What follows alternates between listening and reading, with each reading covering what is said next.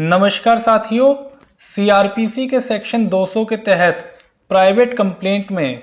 Cognizance किस प्रकार लिया जाएगा। हाल ही में कर्नाटका हाईकोर्ट ने इसके लिए प्रोसीजर लेट डाउन किया है। चलिए जानते हैं इसके बारे में ब्रीफ में।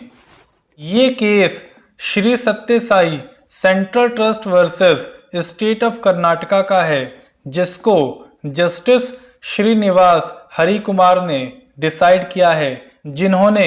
ये केस डिसाइड करते हुए प्रोसीजर को लेट डाउन किया है। पॉइंट नंबर 1 में हाईकोर्ट ने ये कहा कि जब सेक्शन 200 के तहत मजिस्ट्रेट के पास कोई प्राइवेट कंप्लेंट आती है तो उस केस में मजिस्ट्रेट को उस कंप्लेंट को पढ़ना आवश्यक है, और अगर मजिस्ट्रेट को ये लगता है कि इस कंप्लेंट से कोई भी ऑफेंस नहीं बनता तो उस केस में मजिस्ट्रेट उस कंप्लेंट को डिसमिस कर सकता है। हालांकि हाईकोर्ट ने यह कहा कि मजिस्ट्रेट कंप्लेंट को डिसमिस करने में कोई भी जल्दीबाजी ना करे और जो कंप्लेंट है उसको प्रॉपरली पढ़े, क्योंकि कई बार ऐसा होता है कि जो कंप्लेनेंट होते हैं उनको लॉ के बारे में सही से नहीं पता होता, और इसलिए कंप्लेंट किस प्रकार लिखी जाए अधिकतर मामलों में उनको नहीं पता होता। इसलिए हाईकोर्ट ने कहा कि अगर मजिस्ट्रेट कंप्लेंट को सही से नहीं पढ़ता और उसको डिसमिस कर देता है तो ये एक प्रकार से कंप्लेनेंट के साथ इनजस्टिस होगा। इसके साथ ही हाईकोर्ट ने ये कहा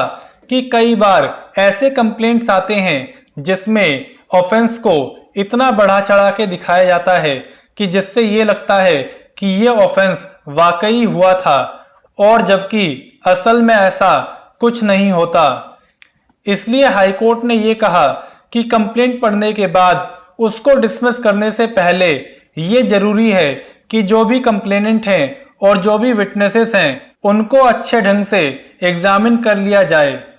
और अगर कंप्लेंट को पढ़ने के बाद और कंप्लेनेंट को और जितने भी विटनेसेस हैं उनको एग्जामिन करने के बाद मजिस्ट्रेट को ये लगता है कि सफिशिएंट ग्राउंड है इस केस में आगे बढ़ने के लिए, यानी कि मजिस्ट्रेट को ये लगता है कि इस केस में कोई ऑफेंस हुआ है, तो उस सिचुएशन में मजिस्ट्रेट उस केस में कॉग्निजेंस लेते हुए अक्यूज्ड को समन इशू कर सकता है। और ये भी हो सकता है कि कंप्लेंट पढ़ने के बाद और कंप्लेनेंट और विटनेसेस को एग्जामिन करने के बाद मजिस्ट्रेट को ये लगता है कि सफिशिएंट ग्राउंड नहीं है कॉग्निजेंस लेने के, तो बजाय कंप्लेंट को डिसमिस करने के मजिस्ट्रेट सेक्शन 202 के तहत फर्दर इंक्वायरी कर सकता है, ताकि वो इस बात से सेटिस्फाई हो जाए कि इस केस में कोई भी ऑफेंस नहीं है। इंक्वायरी करने के बजाय मजिस्ट्रेट पे ये भी पावर है कि वो पुलिस को ये डायरेक्शन दे कि उस केस में वो थॉरोली इन्वेस्टिगेशन करें। और ये प्रोसीजर फॉलो करने के बाद भी मजिस्ट्रेट को ऐसा लगता है कि उस कंप्लेंट में कोई भी ऑफेंस प्रीमा फेसाई नहीं बनता, तो उस केस में मजिस्ट्रेट सेक्शन 203 के तहत उस कंप्लेंट को डिसमिस कर सकता है। आगे हाईकोर्ट ने यह भी कहा कि सेक्शन 202 के तहत जो प्रोसीजर बताया गया है ये आवश्यक नहीं है कि उसको फॉलो ही किया जाए, उसको फॉलो केवल उसी सिचुएशन में किया जाएगा जो भी सर्कमस्टांसेस उस सेक्शन में लेट डाउन किए गए हैं। यानी कि मजिस्ट्रेट सेक्शन 202 को फॉलो ना करते हुए भी कॉग्निजेंस ले सकता है और या फिर कंप्लेंट को रिजेक्ट भी कर सकता है। हालांकि ये सारी चीजें केस टू केस डिपेंड होंगी,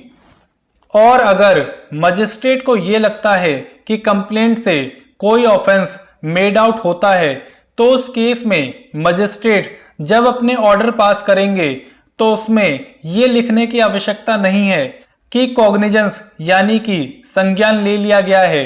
लेकिन ये आवश्यक है कि मजिस्ट्रेट ये बताए कि उसने किस प्रकार जुडिशियल माइंड को अप्लाई किया है, और इन सारी चीजों को ब्रीफ में उस ऑर्डर में मेंशन करना आवश्यक है। हाईकोर्ट ने कहा कि अगर ऑर्डर में ये लिखा गया है कि अक्यूज्ड को समन भेजे जाते हैं तो ये अपने आप में कंस्टिट्यूट करेगा कि मजिस्ट्रेट ने कॉग्निजेंस ले लिया है। आगे पॉइंट नंबर 7 में हाईकोर्ट ने ये कहा कि अगर मजिस्ट्रेट ने पुलिस को इन्वेस्टिगेशन के लिए कहा था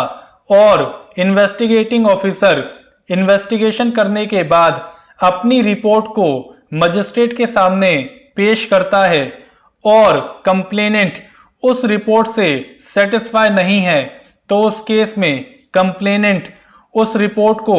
चैलेंज भी कर सकता है